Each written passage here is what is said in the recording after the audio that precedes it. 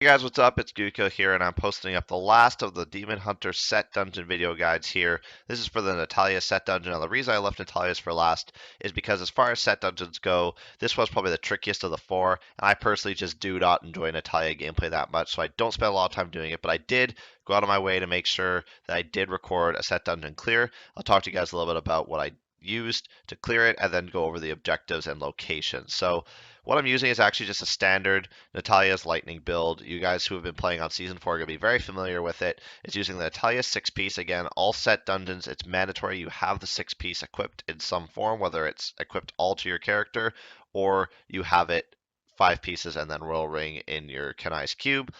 Making sure that you have Crashing Rain for the Rain of Vengeance, summoning a Crashing Beast. Focus and Restraint for the damage boost that obviously come with that. I have Calamity in my offhand. This isn't necessary, but it definitely helps for increasing the damage that you're dealing.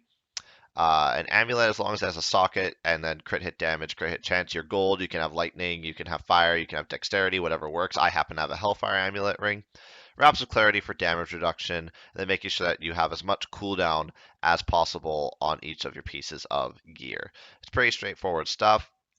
The skills are based around using Strafe, Evasive Fire, and Rate of Vengeance. Again, the set dungeons are tailored to a specific type of gameplay. Natalya's revolves around the Strafe, Spin to Win, Demon Hunter style gameplay, as well as maintaining your Rain of Vengeance as long as possible. So for that, I like to use Rain of Vengeance Shade because of the fact that it is for 5 seconds. For example, Stampede is only for 3, Rain of Vengeance Anathema is for 2, and then Flying Strike is for 2.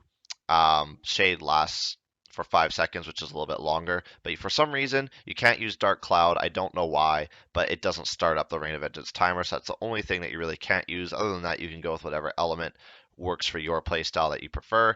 Now, what I would highly recommend is that you use Ingium in your Kanai's Cube, simply because you're going to be targeting off elites.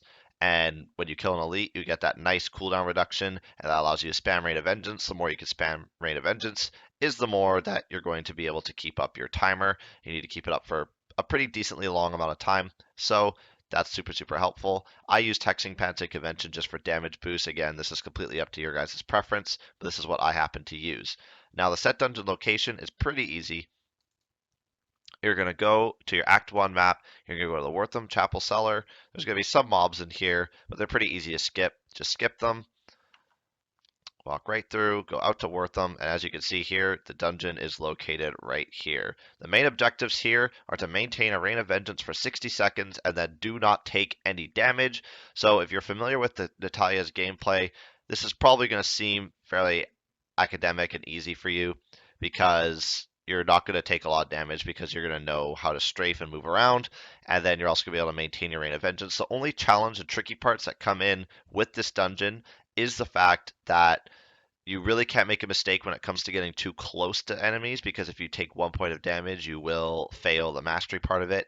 And then maintaining Rain of Vengeance for 60 seconds is a challenge for some people because sometimes the mobs aren't always perfectly laid out in the dungeon, and that's going to cause some grief. For example, when you're trying to pick off those last couple of mobs and maybe you've only got 5 or 6 seconds, you just don't get enough cooldown up and then your Rain of Vengeance falls off. Overall, it's just the trickier of the 4 dungeons. It's not particularly difficult. I can show you guys here. This is just what the map layout looks like. It's the Act 5 uh, Pandemonium area. But as you can see, it's zombies, so they're pretty easy to dodge. And then there you go, Rain of Vengeance cast timer started. And then basically it's a game of just avoiding monsters and just making sure that you don't take damage and keep your Rain of Vengeance up. And that's pretty much the basis of it, guys. So this is obviously not the video that I did the clear with. I'm going to post that for you guys immediately after I'm finished talking here. But completing those 4 set dungeons, it gives you a class-specific banner, and then completing all the set dungeons for all classes gives you a exclusive set of wings.